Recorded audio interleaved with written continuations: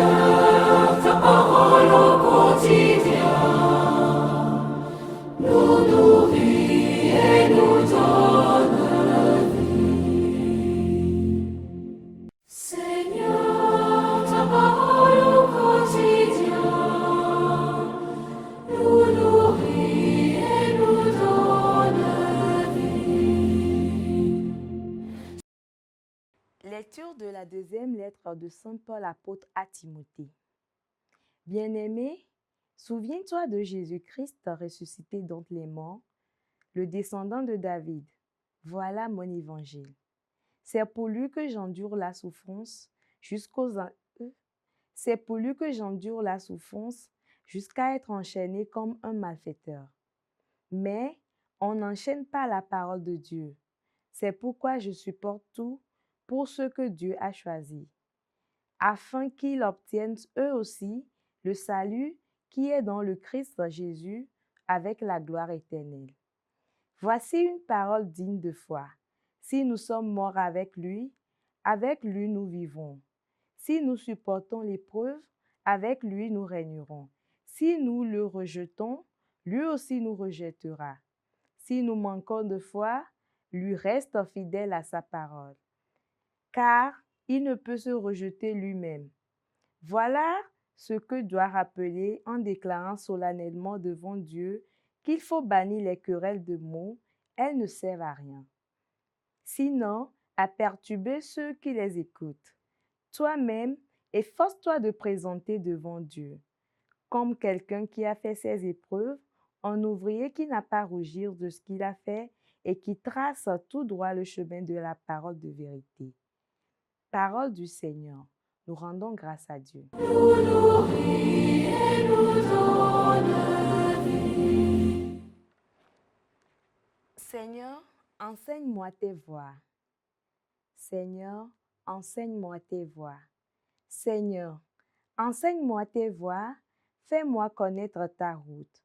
Dirige-moi par ta vérité, enseigne-moi, car tu es le Dieu qui me sauve. Seigneur, enseigne-moi tes voies. Il est droit, il est bon, le Seigneur, lui qui montre aux pécheurs le chemin. Sa justice dirige les hommes. Il enseigne aux hommes son chemin. Seigneur, enseigne-moi tes voies. Les voies du Seigneur sont amour et vérité, pour qui veille à son alliance et à ses lois. Le secret du Seigneur est pour ceux qui le craignent. À ceux-là, il fait connaître son alliance. Seigneur, enseigne-moi tes voies. Alléluia, Alléluia, Alléluia. Notre Sauveur, le Christ Jésus, a détruit la mort. Il a fait resplendir la vie par l'Évangile. Alléluia, Alléluia, Alléluia. Le Seigneur soit avec vous et avec votre esprit. Évangile de Jésus-Christ selon saint Marc. Gloire à toi, Seigneur. En ce temps-là, un scribe s'avança pour demander à Jésus quel est le premier de tous les commandements. Jésus lui fit cette réponse. Voici le premier. Écoute Israël, le Seigneur notre Dieu est l'unique Seigneur. Tu aimeras le Seigneur ton Dieu de tout ton cœur, de toute ton âme, de tout ton esprit et de toute ta force. Et voici le second. Tu aimeras ton prochain comme toi-même. Il n'y a pas de commandement plus grand que ceux-là. Le scribe reprit. Fort bien, maître, tu as dit vrai. Dieu est l'unique et il n'y en a pas d'autre que lui.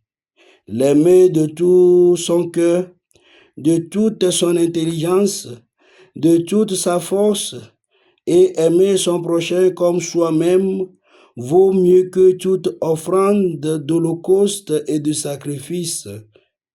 Jésus, voyant qu'il avait fait une remarque judicieuse, lui dit, « Tu n'es pas loin du royaume de Dieu. » Et personne n'osait plus l'interroger.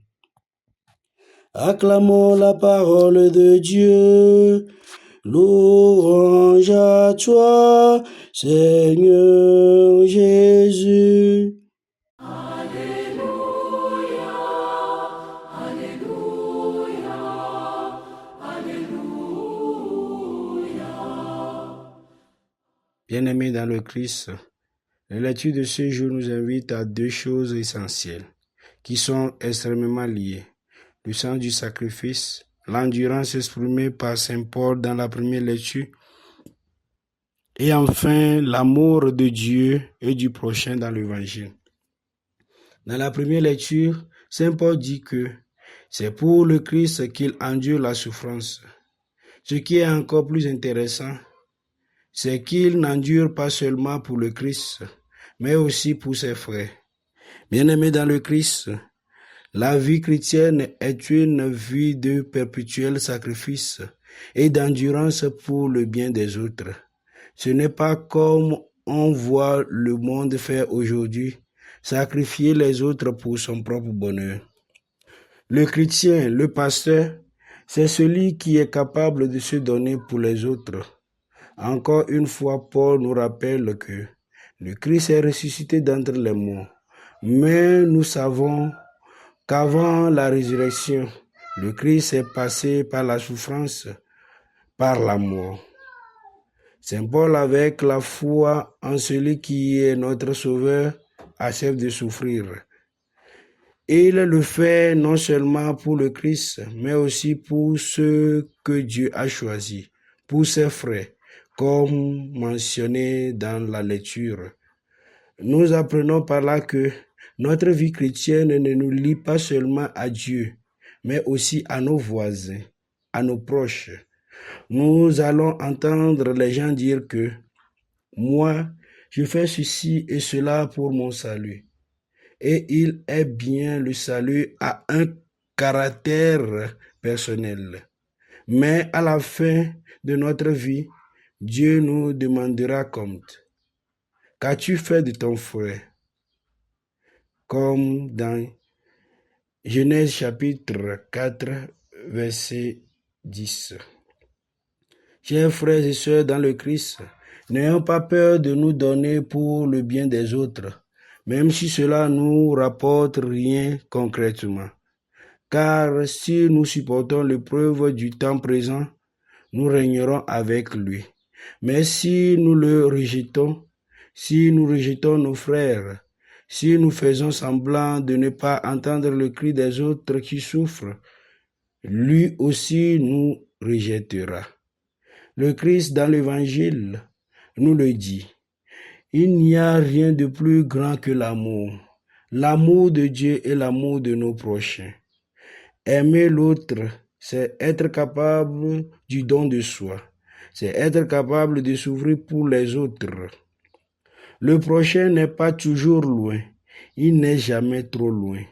Le prochain commence d'abord par ceux mêmes de notre famille, de notre voisinage, de notre quartier, de notre pays, avant d'aller à l'extérieur de notre pays.